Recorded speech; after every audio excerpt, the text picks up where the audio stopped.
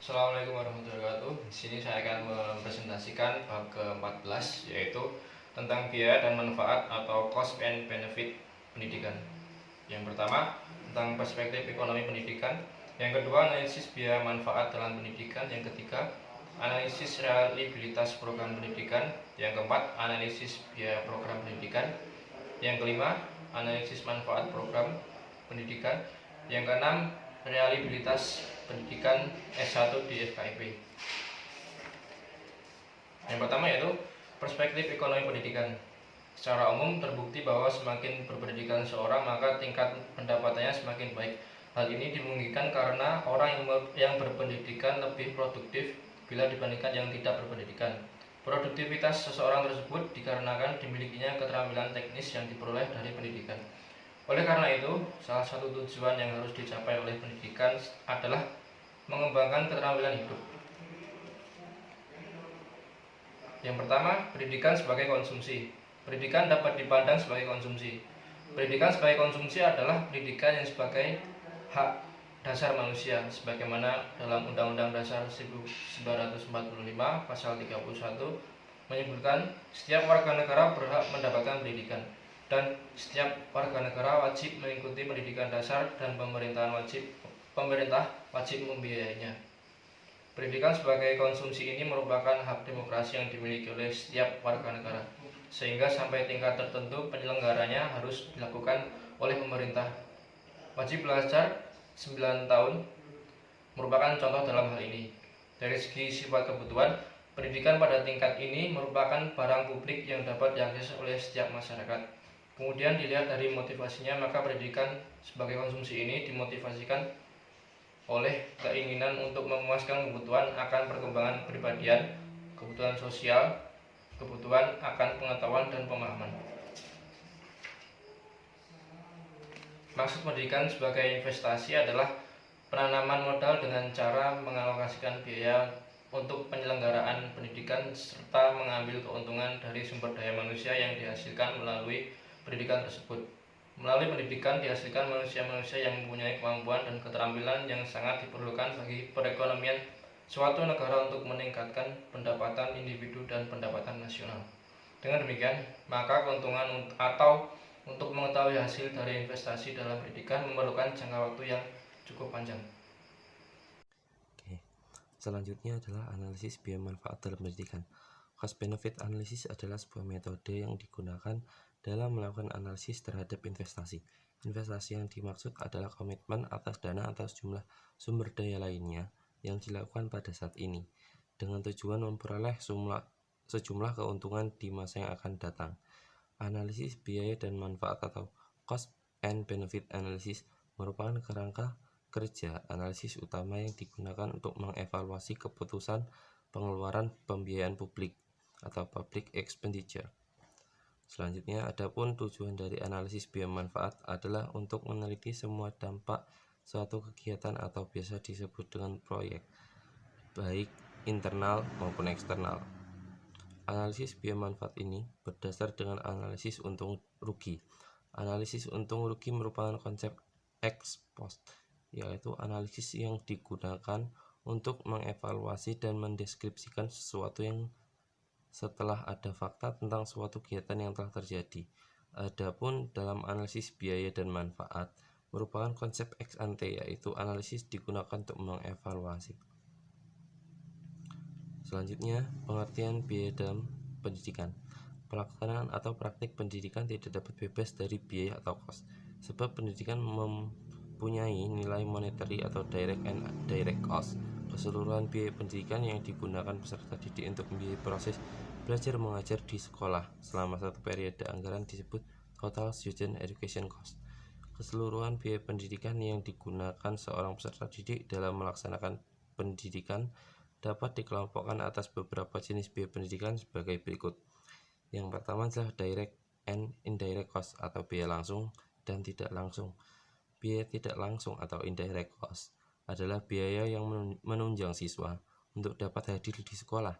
Biaya tersebut meliputi biaya hidup, transportasi, dan biaya lainnya. Biaya tidak langsung sulit dihitung karena tidak ada catatan resmi. Berdasar alasan dan praktis biaya ini tidak dituntut tidak turut dihitung dalam perencanaan oleh para administrator, perencana, atau pembuat keputusan. Sedangkan direct cost atau biaya langsung ialah biaya yang langsung digunakan untuk operasi di sekolah.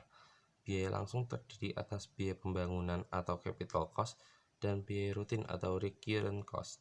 Biaya pembangunan ialah biaya yang digunakan untuk pembelian tanah, yang digunakan untuk pembangunan ruang kelas, perpustakaan, lapangan olahraga, biaya konstruksi bangunan, pengadaan dan perlengkapan mebel, biaya penggantian dan perbaikan. Untuk menentukan biaya pembangunan digunakan konsep capital cost per student place. Selanjutnya, social cost and private cost. Social cost ialah biaya yang dikeluarkan masyarakat secara langsung dan tidak langsung. Biaya ini berupa uang sekolah, uang buku, dan biaya lainnya. Biaya tidak langsung seperti pajak dan retribusi di dalam social cost termasuk private cost. Private cost ialah biaya yang berasal dari rumah tangga termasuk kesempatan yang hilang atau foregone opportunity. Private cost ialah biaya langsung yang dapat dikeluarkan dalam bentuk uang sekolah, uang kuliah, pembelian buku, dan biaya hidup setiap siswa. Biaya tidak langsung merupakan income foregone setelah dikenai pajak. Yang selanjutnya, monetary and monetary cost. Biaya pendidikan ini dikelompokkan atas monetary and non-monetary cost. Monetary cost diartikan sebagai biaya langsung dan tidak langsung yang dibayarkan oleh masyarakat atau individu. Non-monetary cost ialah kesempatan yang hilang karena digunakan untuk membaca buku dan belajar. Oke, selanjutnya mengatur biaya pendidikan. Terdapat dua pendekatan, yaitu pendekatan mikro dan makro. Pendekatan makro untuk membandingkan biaya pendidikan di setiap jenjang di tiap negara. Teknik yang dilakukan adalah dengan cara membandingkan biaya operasional pendidikan dan sumber keuangannya yang bisa dilihat dari persentase GNP dari tiap negara. Selanjutnya, pendekatan mikro menganalisis biaya pendidikan berdasar pengeluaran total dan jumlah biaya satuan menurut jenis dan tingkatan pendidikan. Selanjutnya, analisis feasibilitas program pendidikan. Langkah pertama yang dilakukan adalah melihat atau menganalisis data-data yang berhubungan dengan biaya pendidikan, data yang berhubungan dengan keuangan dari pendidikan, serta data yang berhubungan dengan biaya penyusutan. Data yang berhubungan dengan biaya pendidikan merupakan hasil penjumlahan dari 3 biaya, yaitu biaya kuliah, biaya hidup, dan biaya insidental. Data yang berhubungan dengan keuntungan dari pendidikan merupakan hasil penjumlahan dari keuntungan secara langsung dan keuntungan secara tidak langsung. Adapun data yang berhubungan dengan biaya penyusutan merupakan biaya yang dikeluarkan selama menunggu kerja atau menganggur. Biaya penyusutan merupakan hasil penjumlahan dari biaya hidup dan biaya insidental yang dikeluarkan selama menganggur. Masing-masing data, baik mengenai biaya atau cost, data mengenai keuntungan atau benefit, maupun data mengenai penyusutan atau depresiasi, semuanya terdiri dari poin-poin uraian yang berisi mengenai perincian biaya dan keuntungan. Analisis data dilakukan dengan mencari rata-rata dari setiap data pada setiap poin yang sudah diketahui. Berdasarkan rata-rata setiap poin tersebut, maka dapat diketahui rata-rata mengenai biaya, keuntungan, dan juga penyusutan. Selanjutnya, analisis biaya program pendidikan dilakukan dengan mencari rata-rata dari semua data yang telah didapatkan. Selanjutnya, analisis manfaat program pendidikan. Manfaat atau benefit pada analisis ini dibedakan menjadi dua, yaitu manfaat langsung dan manfaat tidak langsung. Yang dimaksud dengan manfaat langsung atau direct benefit dalam analisis ini adalah manfaat dari pekerjaan linear dengan pendidikan yang ditempuh. Adapun yang dimaksud dengan manfaat tidak langsung pada analisis ini ialah manfaat yang dihasilkan dari pekerjaan yang tidak linear atau tidak sama dengan latar belakang pendidikan yang dihasilkan yang sudah ditempuh. Next, analisis biaya menunggu kerja atau depresiasi. Sebenarnya dalam teorinya depresiasi adalah biaya penyusutan barang, akan tetapi makna ini perlu mengalami redefinisi ketika analisis ini digunakan dalam menghitung biaya pendidikan. Redefinisi tersebut telah mengubah makna penyusutan menjadi masa menunggu kerja.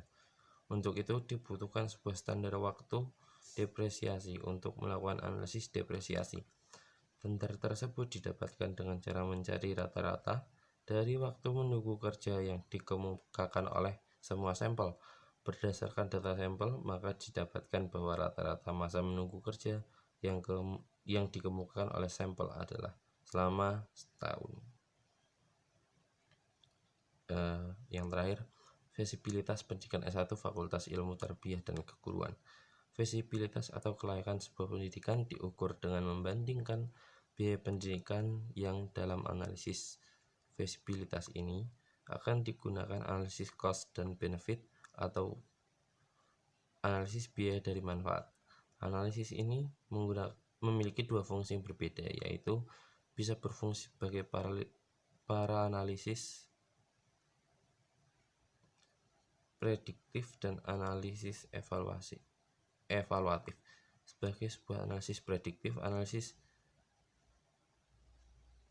cost dan benefit dapat memprediksikan kelayakan sebuah program pendidikan yang akan dilaksanakan. Adapun sebagai sebuah analisis evaluatif, maka analisis ini mampu dijadikan sebagai metode evaluasi terhadap program pendidikan yang sudah dilaksanakan. Analisis cost and benefit merupakan rumus net benefit. Untuk mencari net benefit, maka diperlukan total keuntungan atau total benefit, total biaya atau total cost, dan total penyusutan atau total depresiasi. Dalam analisis ini, semua total keuntungan biaya dan penyusutan dilakukan dengan mencari rata-rata atau average. Berikut penghitungan net benefit dengan menggunakan rata-rata keuntungan, biaya dan depresiasi dikeluarkan dengan manfaat atau keuntungan yang akan didapatkan. Oke, mungkin sekian yang dapat kami sampaikan. Terima kasih.